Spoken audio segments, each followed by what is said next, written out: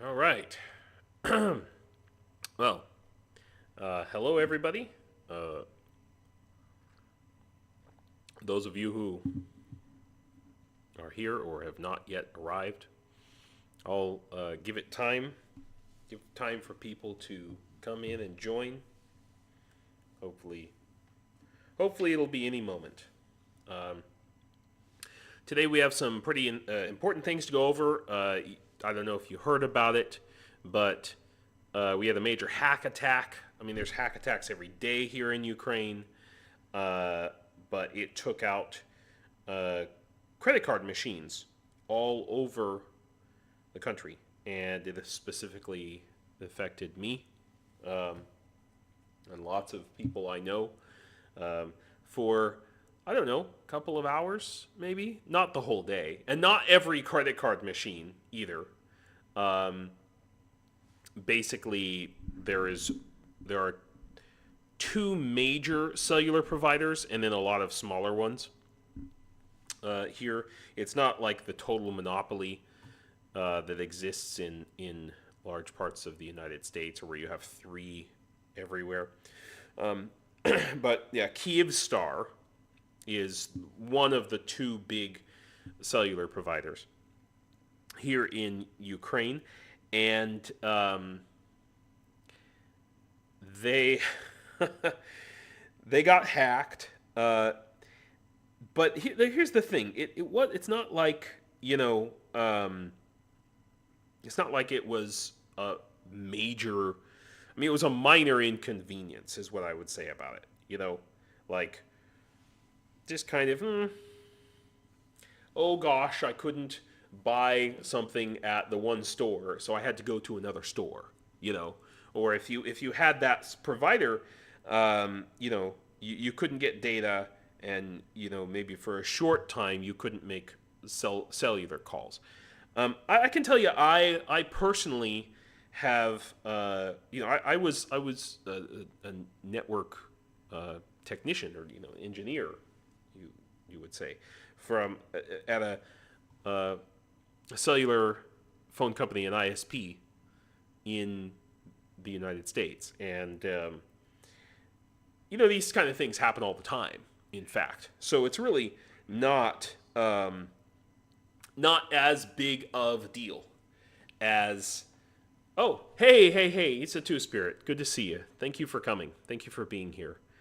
We have a lot of important stuff to talk about today. I've been sick since Friday. I didn't realize I was sick until after my live stream on Sunday, and I just thought I was really tired for some reason. And so I out of the last 3 days, and it's the weekend, I should be doing. That's when I want to be doing my live streams, and I just wasn't able to. Saturday night, I just couldn't do it, and last night as well. So today is the first day where I've felt decent. You know. So yeah, thanks everybody who's coming. Say hello if you're there, and if you're listening. It's always great to know it. And let me know if you hear any sound or video issues.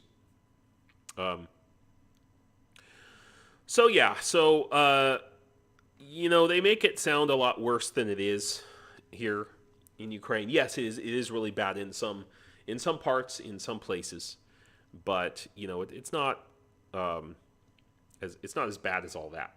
Thank you, Isa. I really appreciate that.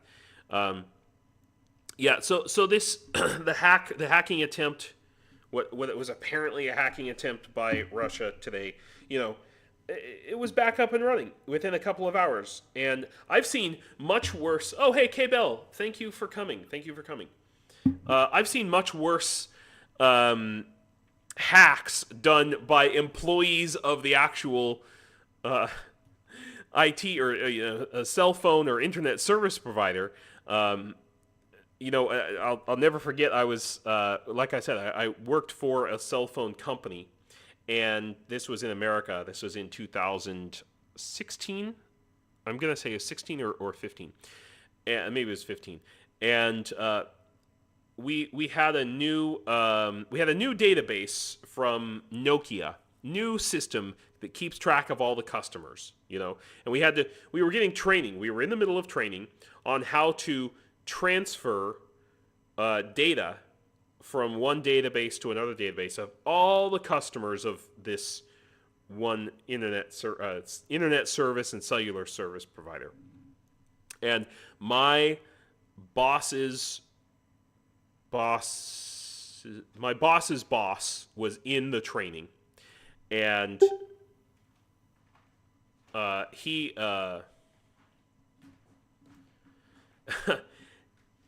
here I'm experimenting with Google Meets, by the way.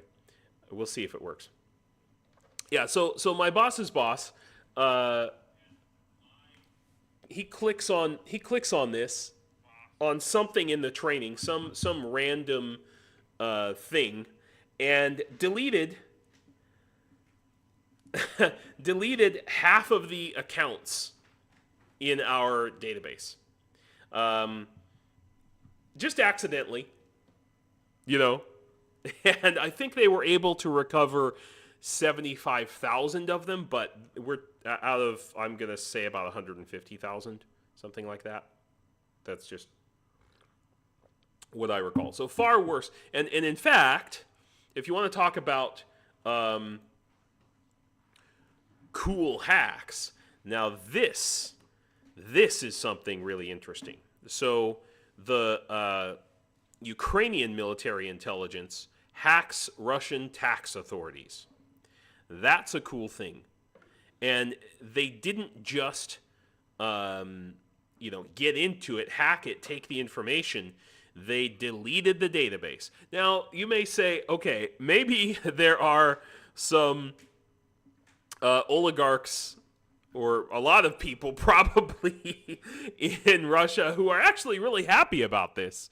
Like, I'm willing to bet that there's a lot of people in America who wish the Ukrainians would hack the IRS and delete all of their information.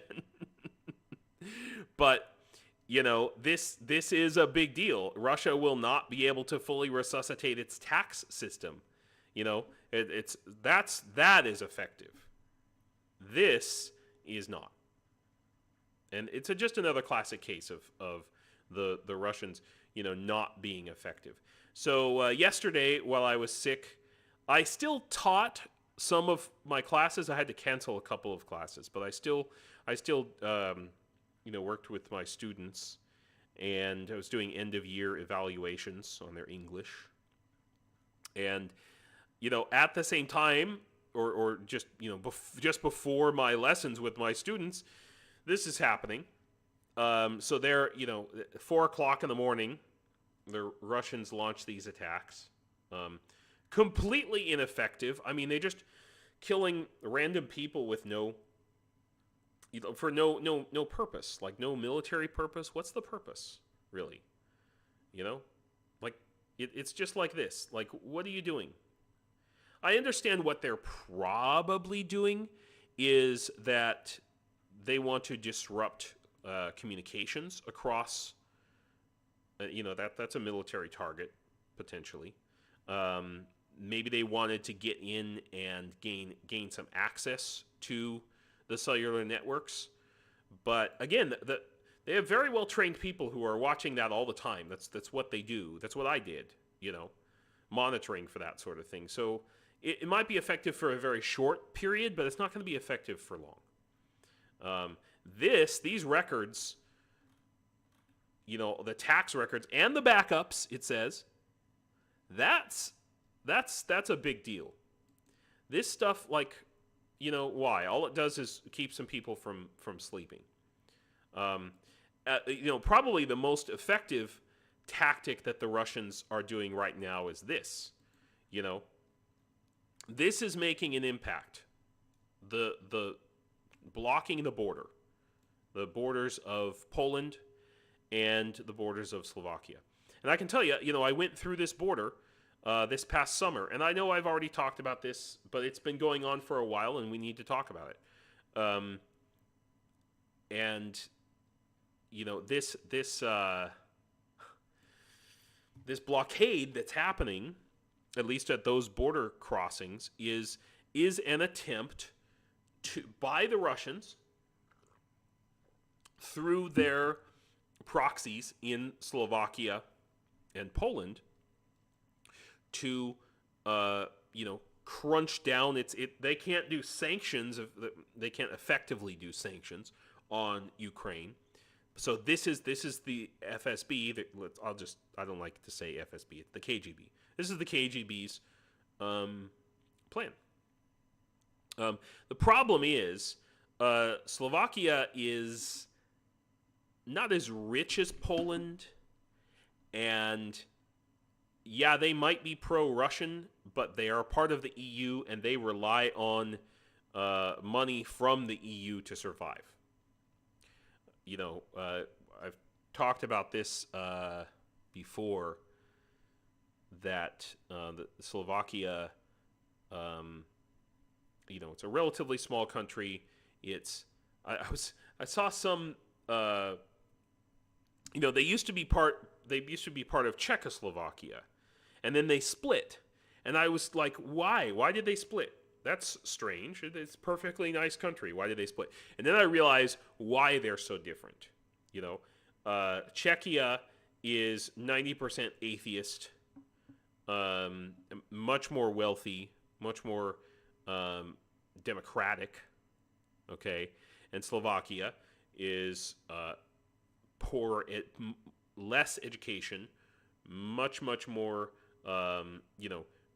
Catholic or religious, and strangely much more pro-Soviet, like pro-Soviet Union. How do you cross those streams? How can you be pro-religion and pro-Soviet Union? Wow, we've got a lot. Oh, Tony, thanks for coming. Laura, it's great to see you.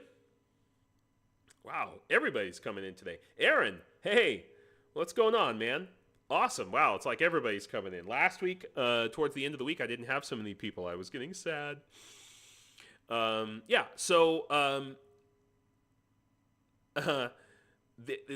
Slovakia doesn't have as much bargaining power as Hungary does, in that sense. Yeah, Hungary does rely on EU funding as well, but they have a little more money, a little more wealth, and thanks, Tony. They have a little more money, a little more wealth, and Slovakia's government is very new. They haven't had a chance to solidify their autocracy, as I'm sure this government would like. Orban has. And it's very interesting here. This is just from today, where he's still fighting against EU membership. He offers a substitute to EU membership. Not sure what that's going to be. But he says here, Hungary will do everything in its power to protect the rights of the Hungarian community in Ukraine. I'm in the middle of the Hungarian community in Ukraine. And I can tell you right now that this part of... I almost said this part of Hungary. Oh, my God. This part of... oh, wow, Aaron. Well, thanks for coming. Orkbon. Ah, that's funny, Orkbon.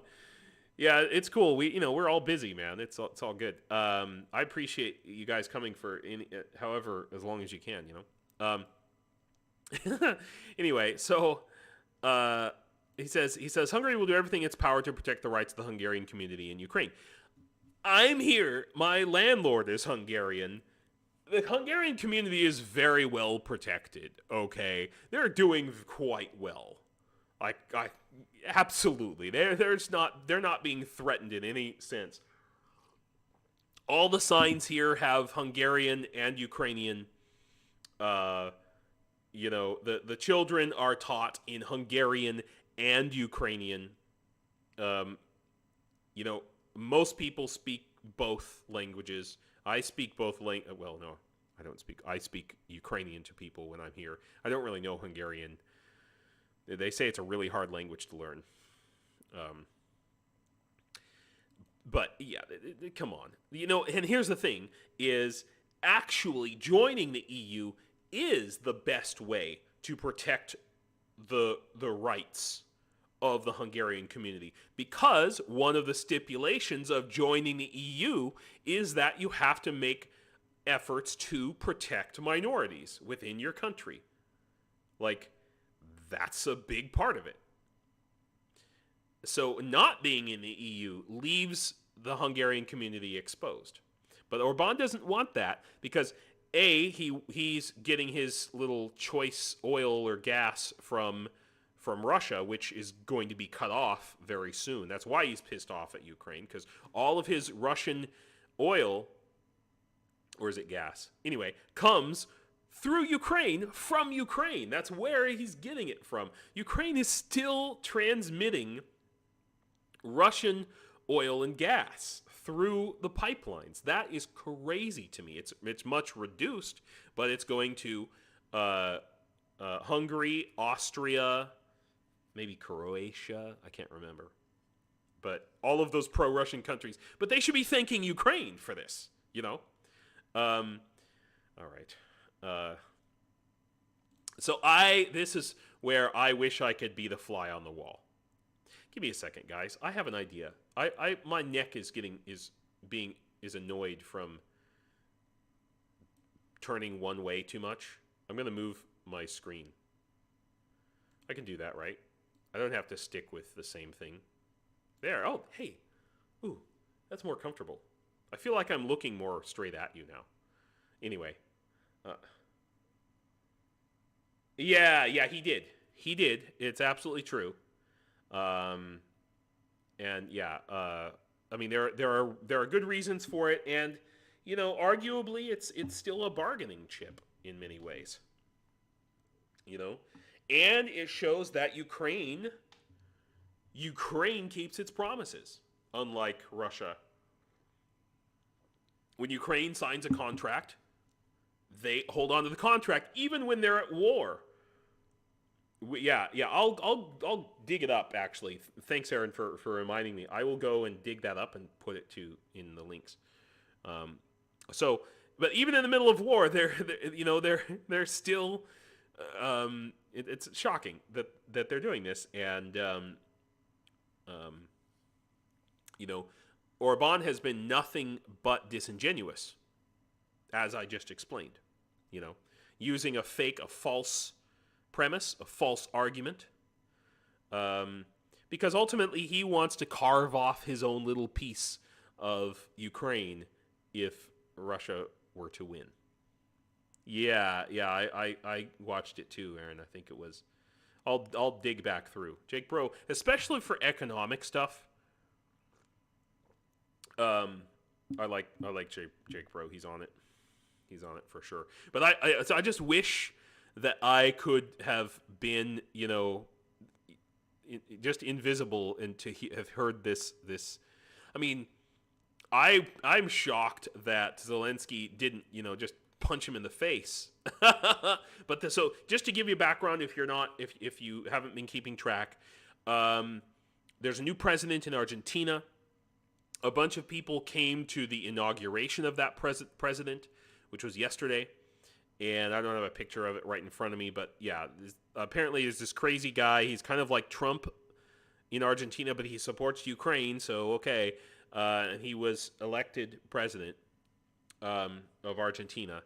So both Zelensky and Orban show up, and it's like, it's like meeting your ex at the party. You know what I mean? Woo! Wow, 10 people.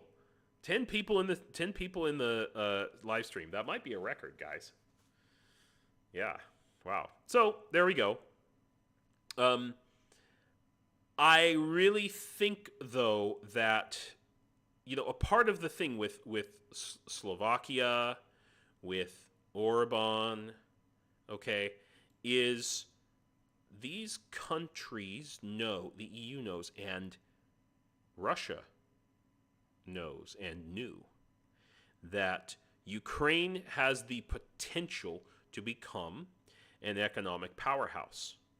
If Russia weren't, holding their thumb down on Ukraine as much as they possibly can, Ukraine was becoming like Ireland in the 1990s. The Celtic Tiger, and is going to. Fireball, hey, what's going on, man? I haven't checked your tourniquet in the past 2 days, but it is on its way. I posted links showing the, yeah. And this is very interesting, and this is connected to, so Zelensky unveils industrial alliance to boost military manufacturing, and we know that he is. I understand he's in America right now, meeting with Joe Biden, or pressing, what do we call it, shaking hands with people in America. But one of the group that he's really meeting with right now are the military contractors in the United States. And what's interesting is that he didn't do it before. I'm a little bit shocked that he wasn't having this meeting before. But this is more leverage for Ukraine, because those defense contractors, they provide jobs in America, in the, yes, Aaron, exactly. Aaron said, such a huge country with a united and industrious population can really thrive. Just look at South Korea, as compared to in the 1950s. But perfect example. So Zelensky's doing the right thing here, but he had to, because who's going to put pressure on the Republicans in Congress? Okay, the people who pay for their campaign financing, and that's going to be the rich industrialists. Unfortunately, America, it seems, doesn't have ideals, just interests. We don't really believe in democracy anymore. Screw that. We don't need to defend democracy. Let's. But hey, whatever it takes at this point. Okay, at this point, as long as Ukraine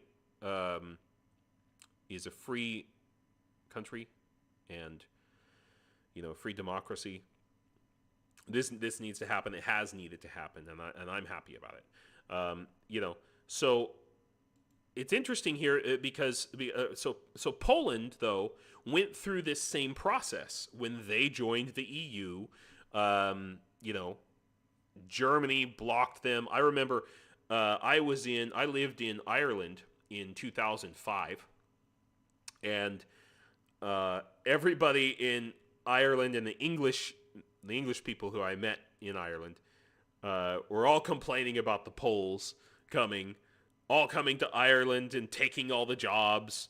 I remember my flatmate was an Irishman. His name was Padraig, and he worked on a construction yard building skyscrapers, and he was the only Irishman on his whole work crew and the whole construction lot. He was the only Irishman. All the rest were Polish guys.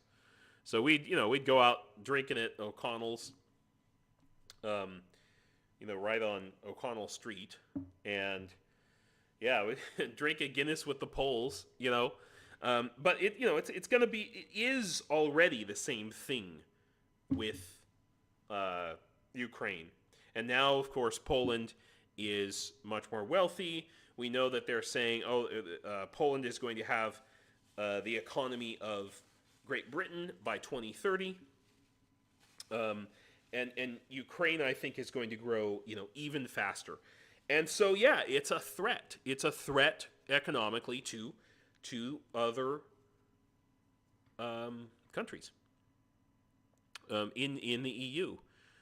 First of all, because of, for the time being, I've often said, and I mean no disrespect to any party, but I've often said that Ukraine is, or has been at least, the Mexico of Europe. In other words, it's the place where Europeans go to have a cheap party and prostitute, and it's generally regarded as, well, actually, when I believe I was in Germany, and I told someone that I was planning to go to Ukraine, and they said, "Why Ukraine? Ukraine's rubbish." That was that, and unfortunately, that's the attitude that most Americans have towards Mexico. When in fact, if Mexico didn't have the corruption that it does, and if the low-level war would ever stop, that we're actually helping kind of continue on both sides, Mexico could be an economic powerhouse. Their people could be amazingly rich, one of the wealthiest oil countries in the world. Yeah. For Zelensky's diplomatic skills, man, the guy just doesn't stop. It's interesting to hear Ukrainians' opinions, though, about Zelensky. They're much more circumspect, okay, about Zelensky. He's just another politician to them. So it's very interesting.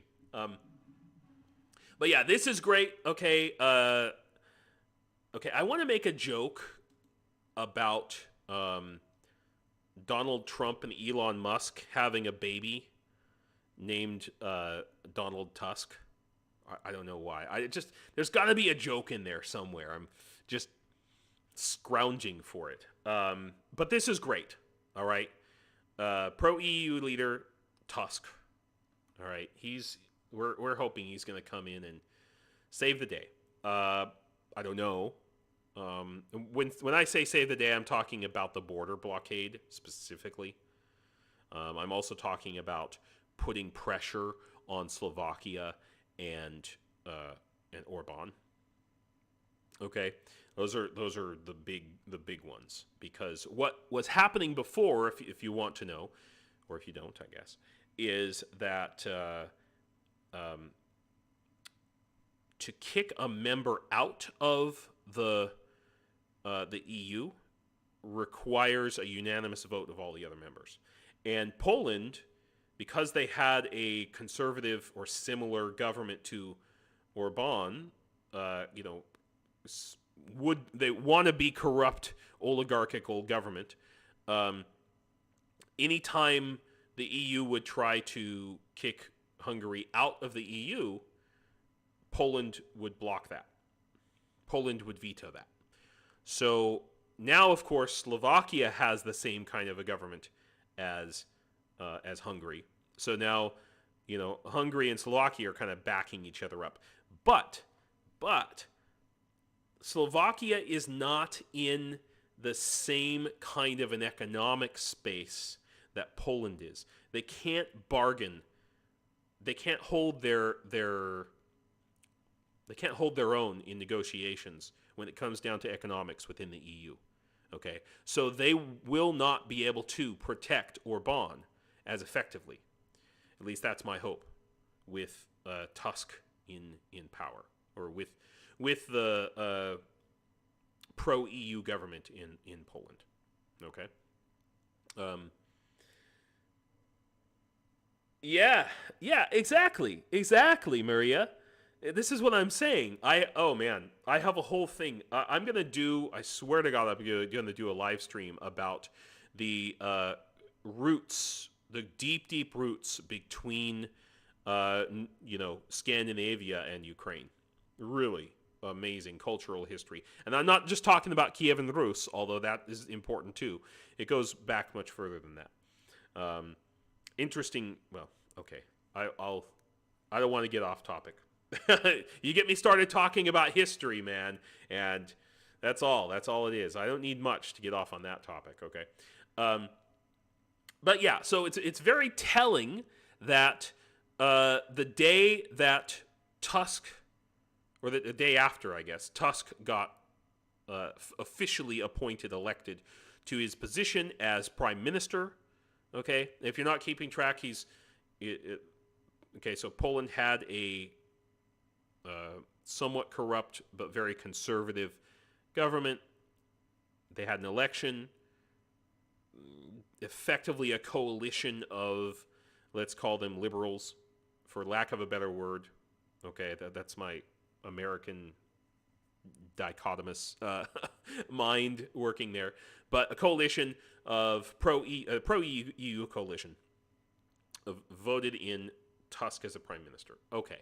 The very next day, this happens. The mayor disbands one of the blockades on the Polish border. Now, we could say that's connected. Maybe it's not.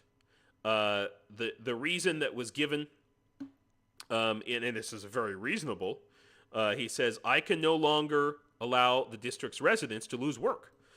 Because without this trade coming in from Ukraine, and this is the point I'm trying to make here, Ukraine even now is enough of an economic powerhouse that this blockade by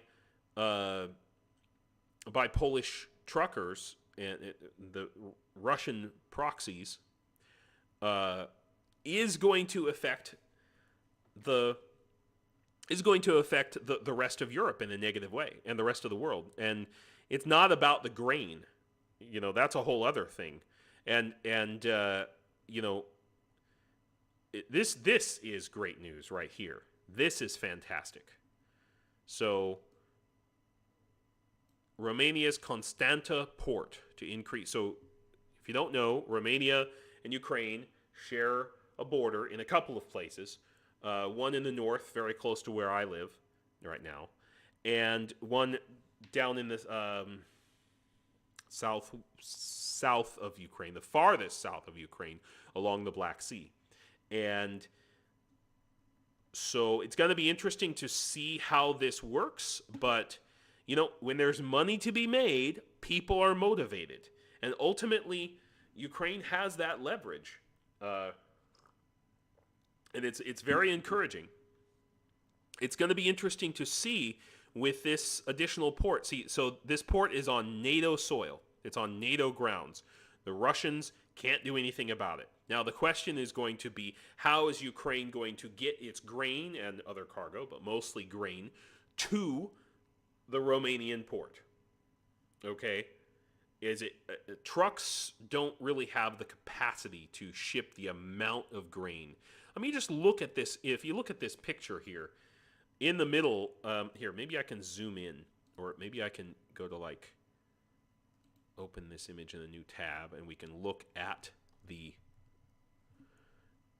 port itself. We can kind of zoom in here, right? So that is a pile of grain, probably.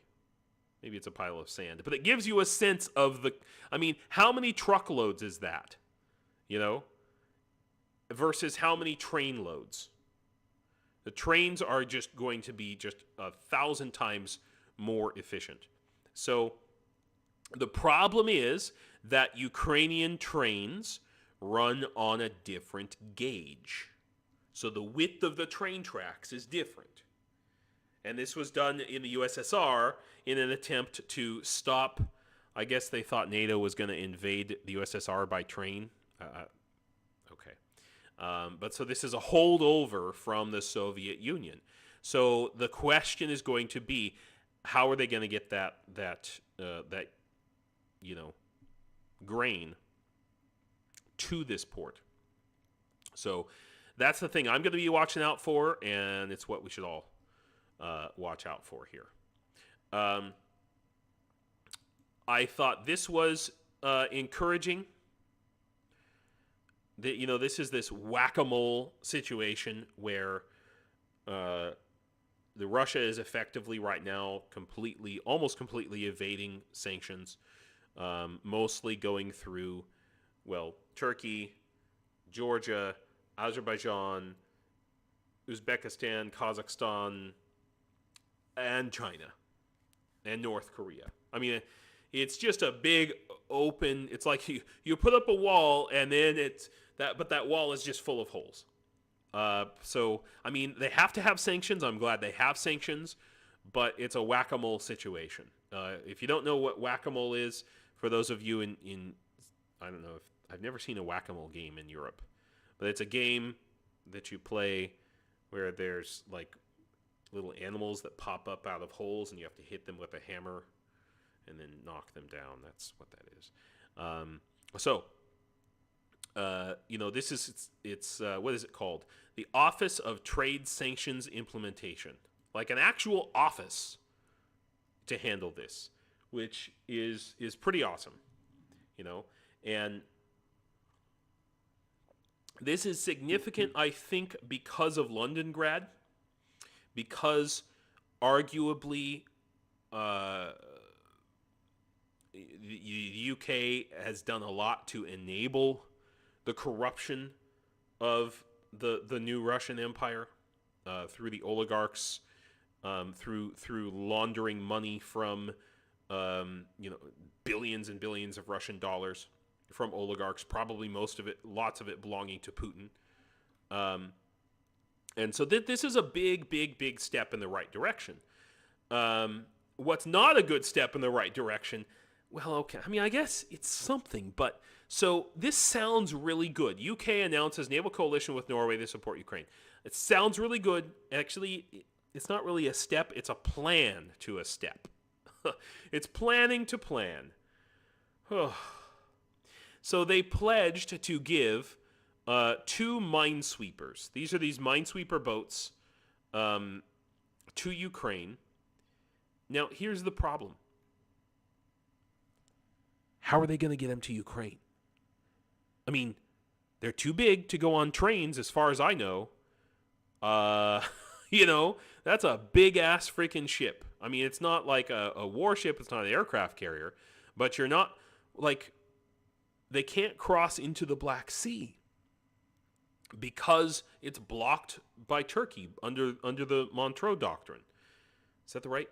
Montreux, oh my gosh. I've forgotten now. It's late. I'm sorry, guys. Yes. Yeah. That's right. The UK. Well, I mean, the UK gave Russia a free lunch for years and years and years by being a tax haven and laundering illegal money. But yeah, so yeah, friggin' Turkey, man, I swear. So this is a huge problem that I come across in the news. I keep seeing these announcements of, such and such country is giving blah, blah, blah to Ukraine. But they're not giving it until 2024 or 2030 or whatever. But it gets announced, or maybe they're going to give it. They announce the plan, and that's announced in September, and then they announce it again in a couple of months, and then 6 months later they start actually sending the thing, and they announce it again. So it looks like Ukraine is getting a lot more aid than it actually is. I would love it. Ukraine could use all the boats it could get, honestly. I don't have the article in front of me today, but it seems as though the beachhead in Kherson on the southern side, as the left bank, as they say, of the Dnipro River in Kherson, is really being held together by drones, by drone boats that are hauling stuff to the troops as fast as they possibly can. These low-level, drone boats, which is fantastic. But this, like promising 2 boats that they can't get them there until the war is over. Don't talk about it. Don't talk about it. It's like spitting on a fish, the fish doesn't care. It's not going to make a difference to the fish. The fish is already wet. It doesn't make a difference. So, but along the same lines as this, the Office of Trade Sanctions, the Ukraine's Corruption Prevention Agency, this is a big deal. The NACP, National Agency on Corruption Prevention. Okay, that's a big deal. And this State Register of Declarations. So that means that anybody who works for the government has to declare their property. Imagine if we did that in America. Oh my God, you'd have a lot of dead senators because they'd all have heart attacks. I mean, everybody talks about how corrupt Ukraine is, but my God, this is like, can you imagine? I mean, no. No way. It would not happen in the United States. I mean, I know that, according to taxes and whatnot, you're supposed to, but you have to screw up really big. You have to you have to be basically Donald Trump to get the level of investigation in America that Ukrainian politicians are now becoming subjected to. And the Verkhovna Rada, that's the Ukrainian Congress, fought this and fought this and fought this. But too bad. And I just think about the closest thing in reality, the closest thing that we have arguably would be the Consumer Financial Protection Bureau. Yeah, there would be a lot of openings in the U.S. government. So the Consumer Financial Protection Bureau is just exactly what it sounds like. It's not exactly the same thing as the anti-corruption agency, but it's not, and it's not the same thing as the Office of Trade Sanctions. But in general, we could call it an anti-corruption agency. It's designed to. It's not even going after politicians or oligarchs. It's just designed to help regular, normal Americans not get ripped off by companies. Okay? And unfortunately, this is being fought against, and just the Supreme Court is fighting against it. A lot of Republicans are totally against it. And I understand, like I was talking about the IRS earlier, nobody likes government regulation, but government should punch up, not down. That's my opinion. Fight for the little guy, not the big guy. And unfortunately, in American government, our government is controlled by rich people. Which means that Zelensky has to go and do this. He has to go to America and make deals with big, rich, powerful people and powerful companies, and that's what he just what he has to.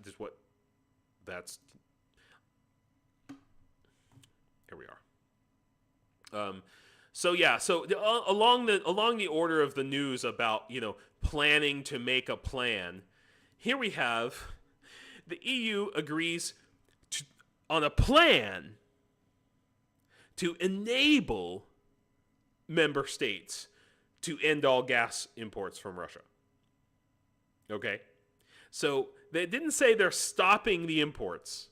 It says that they're making a plan to give countries the ability to do it if they want. Here we are, the democratic countries of the world, the free world, wringing our hands, and it's because of corruption. It's because of, the rich oligarchs in our democracies who have their fingers in our pies, and they're sucking on that Russian oil and gas, and so they don't care about freedom. They don't care about democracy. They care about money. And this is, so EU countries may soon be able to halt their last remaining gas imports. They'll have that ability. So they didn't have that ability before? I mean, any state right now, country in the EU could say no more Russian gas. We're going to get it from somewhere else. And a lot of people may not like oil and gas, and I totally understand that. But America right now, the United States, is producing enough oil and gas they are effectively lowering the prices for everybody to the point that they don't need to buy it from Russia anymore. It's not worth it. So what's Orban hanging on to? What are these countries in the EU hanging on to? They're hanging on to a political system of corruption. That's ultimately what it comes down to. So, anyway, it's just, we dither, we're going around and around in circles. What was it? Winston Churchill said, America the Americans will always make the right decision when no other choices are left. And apparently that's true about the EU too. Let's hope. But look at how it's inhibiting Ukraine. Okay? Every time the American Congress has this big debate about stuff that they're going to send, are they going to send it to Ukraine? Are they not? Blah, blah, blah, this big fight. Every time, that means that military planners in Ukraine, they can't make a plan because they don't know how many tanks they're going to have, how many shells they're going to have. And so it is shooting, not just Ukraine, but it is shooting us in the foot when we get this planning to plan bullshit, frankly. And Jake Broe, I understand there's different degrees. You've got Marjorie Taylor Greene on one end of the spectrum and Mitt Romney maybe on the other. But the Republican Party is unified at the moment against helping Ukraine. So this is a major problem, all right? And, I just want to point out that Jake Broe said it very, very well. The Republicans were wrong in World War II. A majority of Republicans voted against the 1941 Lend-Lease Act to aid Britain in battling the N-word that apparently YouTube doesn't like. So what's up? Why? I mean, do people just not learn their history, or do we have a fascist element in America? Oh, Cheryl. Hi. Well, here's the thing. The Republican Party used to be the party of freedom. Used to be the party against slavery. They were responsible for ending slavery in America. So what happened? What happened to those guys? Where are they? They got sucked in by the money. And now, by and large, both Republicans and Democrats, but Republicans, I would argue, more so, are in the back pocket of... thanks, Aaron. Thank you for hitting the like button, everybody. I always forget to say, like and subscribe. Anyway, Jake Broe said it very well. A post from Max Boot. He's a Washington Post columnist. By abandoning Ukraine, the GOP is returning to its isolationist roots. A majority of Republicans voted against the 1941 Lend-Lease Act to Britain. Thank goodness that in those days, both the Senate and the House were controlled by Democrats. So in 1941, Roosevelt was president. He was a Democrat. The Democrats controlled the House and the Senate. And that's the only reason why the Lend-Lease Act for Great Britain passed. If the Republicans controlled a chamber in 1941, then maybe the Nazis would have successfully have taken Great Britain. The world today would be a very different place if isolationism was embraced. So he said it very, very well. I want to point out that, yes, very, very often conservatism and fascism go hand in hand, but let's examine why. Okay, let's think about why. Is it because all conservatives are a fascist-donating turn, Aaron? That's funny. And I would argue no. Okay, maybe yes, but let's think about it from the perspective of conservatives. Conservatives, scientifically, it's been proven. Conservatives care about what? Family. They care about the people close to them. Okay, family first. Now, depending on what is your definition of family, that may be your sons and daughters, your grandmother and grandfather.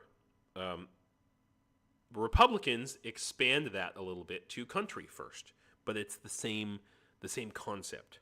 It's we are this.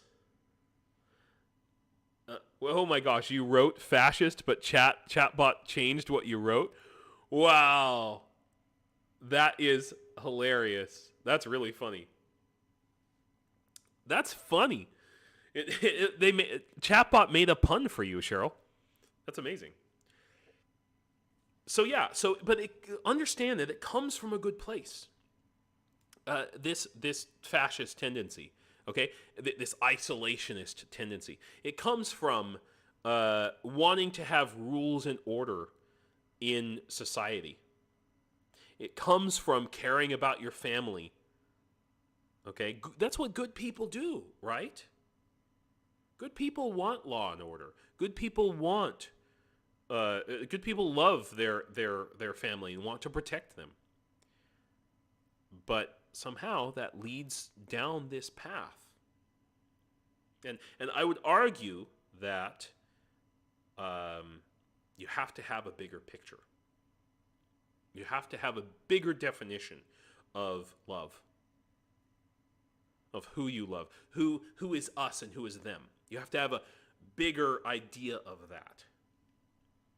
And I think that prevents corruption, fascism, war, maybe.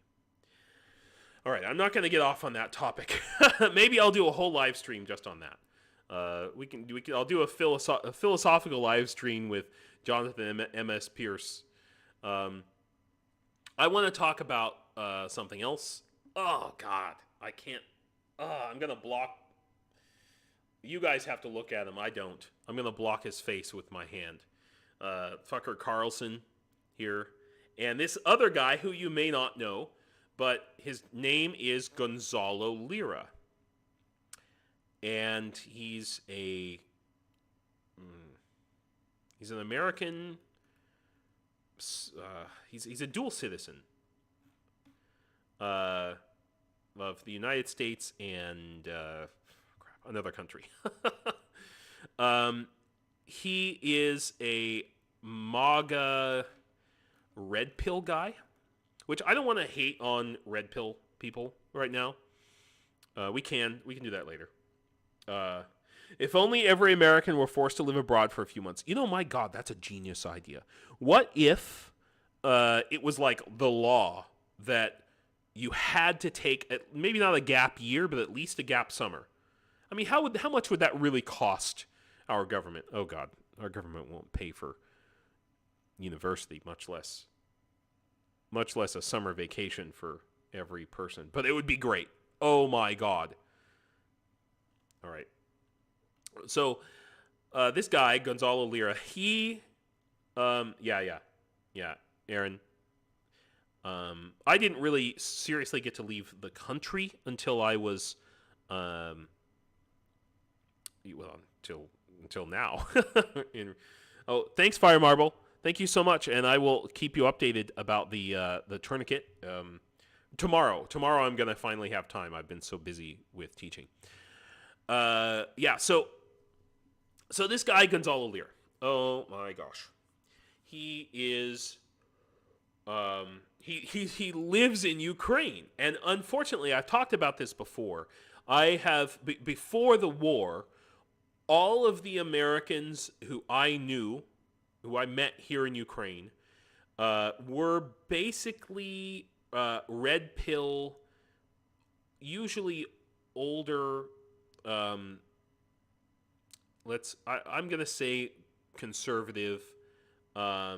Thanks for coming, Aaron. I really appreciate it.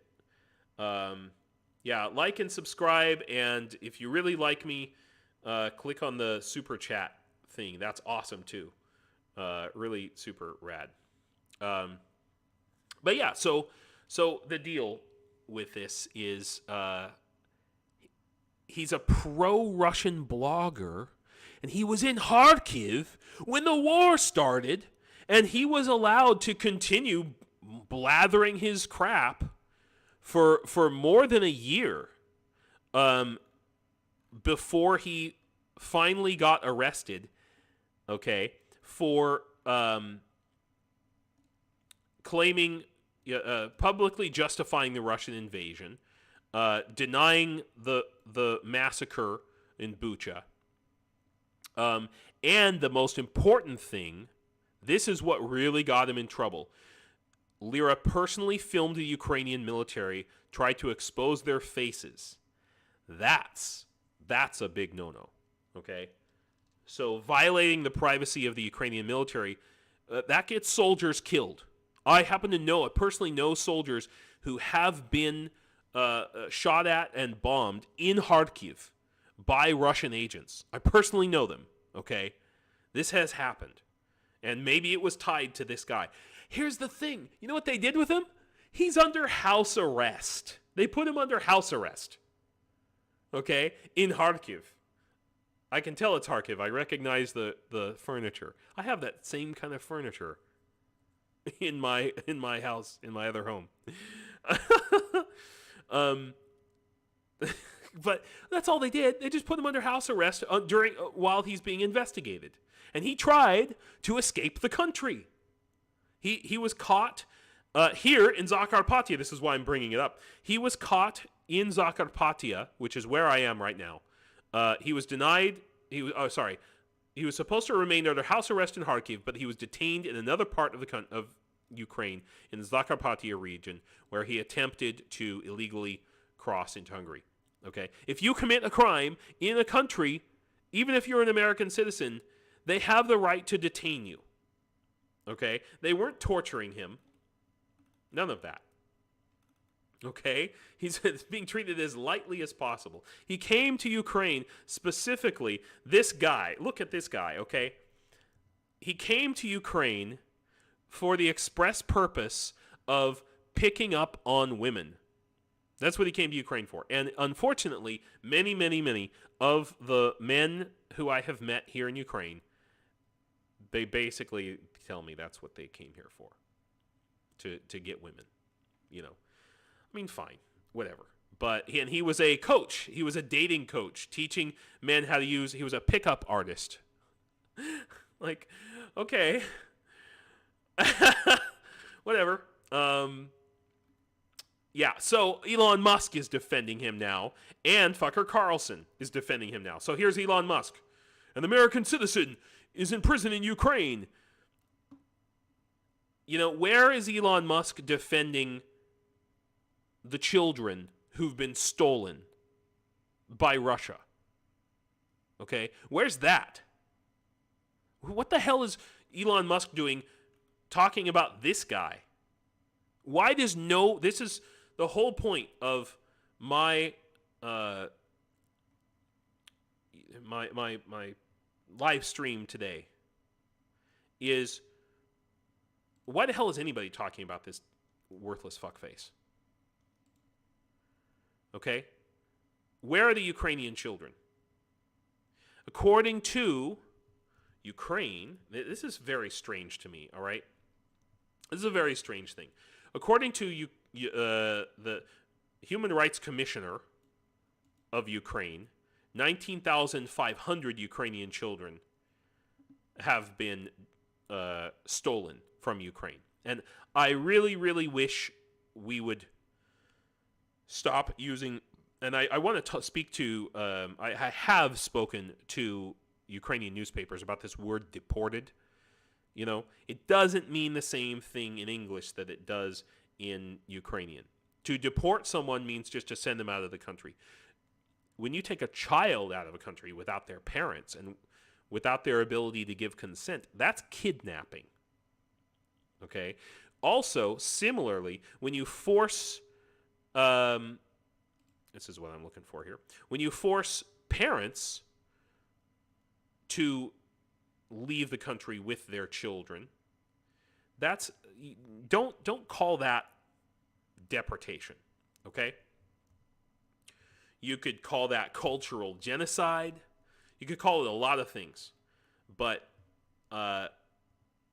it's really serious. But here's the thing that really annoys me is we know that Russia is saying, they're bragging about the fact that more than 700,000 children have been forcibly taken to Russia. And there's a lot of documentation about these children, and that's the article that I was looking at here. Okay, these children are put in foster homes. They're put in orphanages. They're told that their parents don't love them anymore. They're told that they're no longer Ukrainians. It's pure, absolute evil. And I'm going to keep harping on this issue. I can't find the video yet, but I will. There was a video I saw 2 or 3 months ago. It was on TVP World YouTube channel. And it was a drone video taken by Ukrainians of Russian soldiers with a kidnapped child. So there was 3 Russian soldiers. They had been driving a truck. And I've got to find this video because this haunts me. Absolutely haunts me to this day. 3 Russian soldiers, they were driving a truck. They kidnapped a child because they knew that they were being followed by a drone and they wouldn't get bombed as long as they had a human shield. The truck breaks down on the side of the road, and that's where the drone footage starts. They have this child on the side of the road with them. They're trying to get the truck fixed, and the drone is watching them the whole time. All of a sudden, another Russian vehicle drives up. Yes, thank you, K-Bill. They left her behind. Another, oh God, I just, fuck.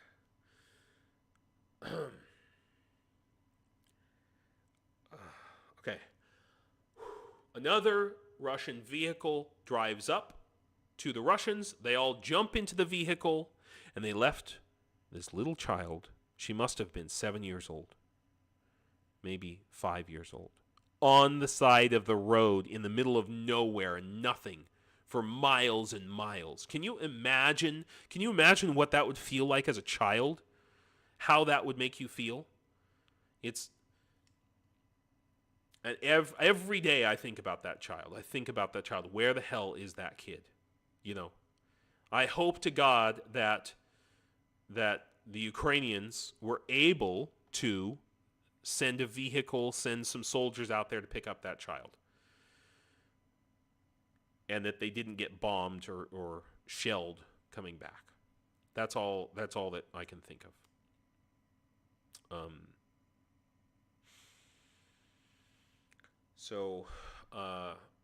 I don't understand why Ukraine is just using this number of 19,500.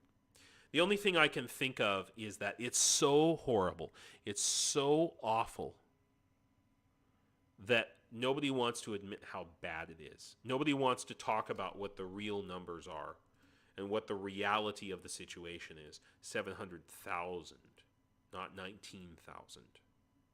It's not in the news. This should be front page news every single day in every newspaper in the world. Just like a line right across the top. Where are the children? You know? So yeah. That's what's driving me nuts right now. Really. I just saw this. You know, that's what makes me say, I agree with the French ambassador. You know? How are we going to get those children back? That's the question. I mean, I really want to know. I want us to put our heads together and think about this. I mean, this is not a time. Now is not the time for negotiation. Now is the time for war. Now is also not the time to sit back and think, oh gosh, it's so bad, I don't know what to do about it. No, it's time for us to talk about. It's time to stop waiting around for our governments to make a decision, and it's time to physically do something. I'd like to thank you all for coming, those of you who are still here. I hope it was entertaining. one last thing I want to talk about, and Kay Bell and Sharon Watley, since if you are still there, I had an experience yesterday in the Rick the Ukrainian. I very rarely go into chats during other people's live streams. It's very, very rare. But I did because I did a live stream over the weekend with Jonathan M.S. Pierce, and he did a live stream with Rick the Ukrainian, and I was watching it. This was Sunday night, Sunday evening my time, which is during the day if you're in the United States, and I was asked by someone, I can't remember the name, something about camping, like advanced day camping or something like that. And I was asked by someone who said, are you even Ukrainian? In the chat, Yeah, I mean, I do too. But this kind of affected me a little bit personally. And also, please keep in mind that I was sick over the weekend. And I don't know about you, but when I'm sick, everything is more dramatic. I feel I shouldn't be doing anything when I'm sick. I should just, sit and play a video game or something. I should not be chatting in live stream chats, that's for sure. But this really pissed me off because, first of all, my name, in the chat is American in Ukraine. And so obviously, no, I'm not a Ukrainian. Oh yeah, Mercado. Yeah, he's awesome too. I don't always listen. I don't always come into his live streams, but when I'm running or working out, going for walks and stuff, I really love his intro music. His intro music is awesome. But the reason I'm talking to you guys about this is, so someone, and I know I shouldn't take it personally, but someone in the chat said, "Are you even Ukrainian?" And I was like, "What the hell? Why are you asking me? Why do you even care?" And then the guy posted in the chat, he said, American in Ukraine, why Ukraine is a grifter. A grifter. This made me very angry. I was freaking pissed. I responded back, I said, this so-and-so is an orc troll. Okay, now maybe that was a bit childish, but as far as I didn't know who this guy was. Well, then other people in the chat started getting angry at me because they didn't see what this guy had said and they just thought I was calling names. I'm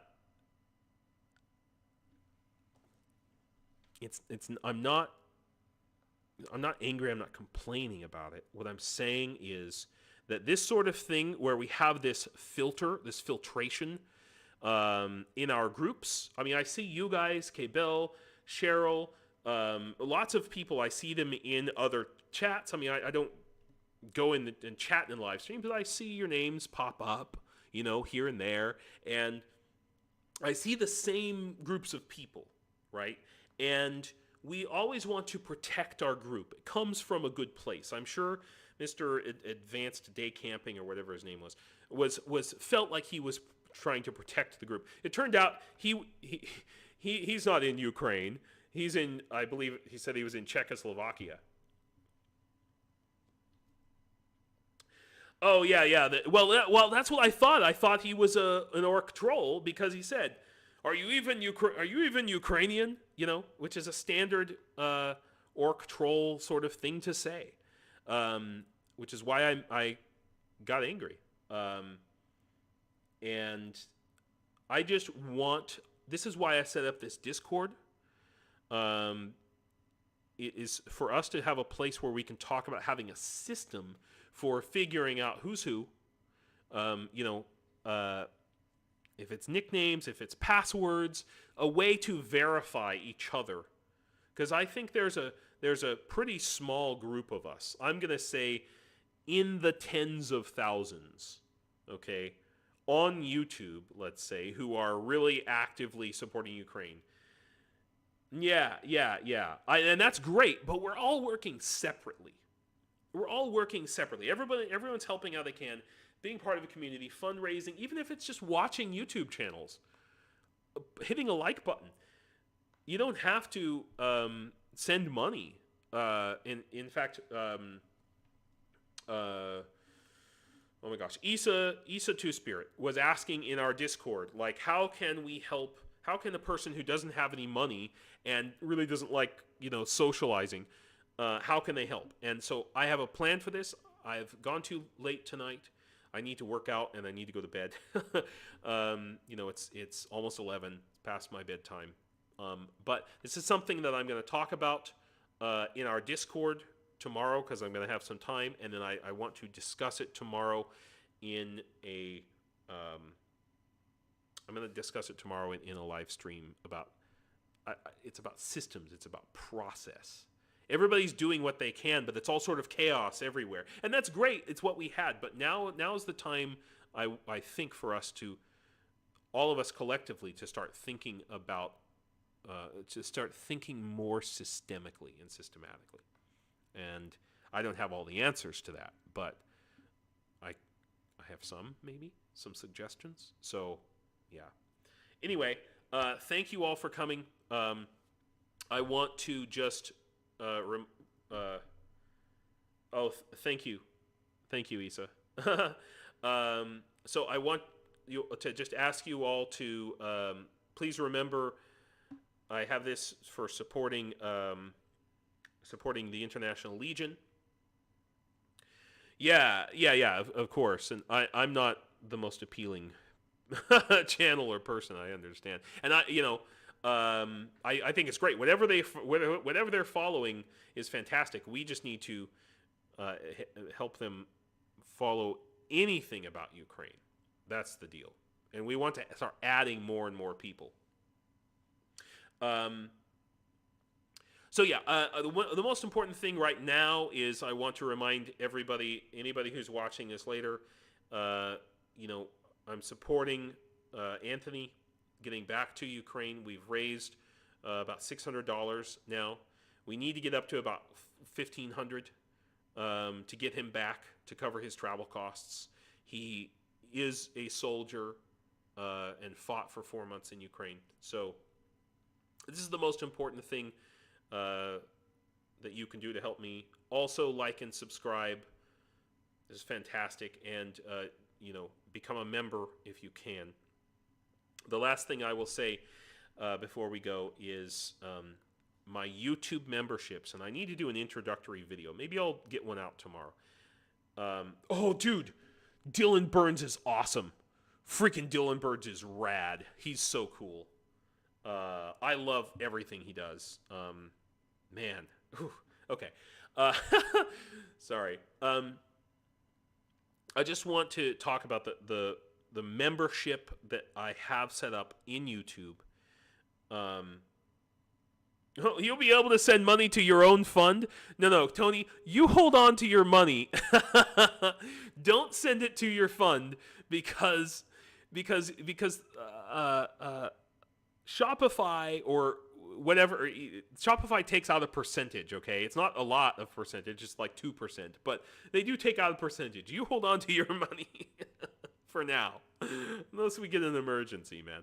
No, but so the YouTube memberships, just so you know, it's not just about becoming a YouTube member of the channel. I am trying to form an International Legion Auxiliary Corps, starting with the YouTube memberships, but also offline in local parts of every country in the world. If you're in Australia, if you're in Scandinavia, if you're in America, this is where personal relationships matter, and the online is good too, but we need to have both. So it's this the YouTube membership is that, and I'm going to set up a way to where you can, like, if you donate to Tony, let's say you donate $50 to Tony's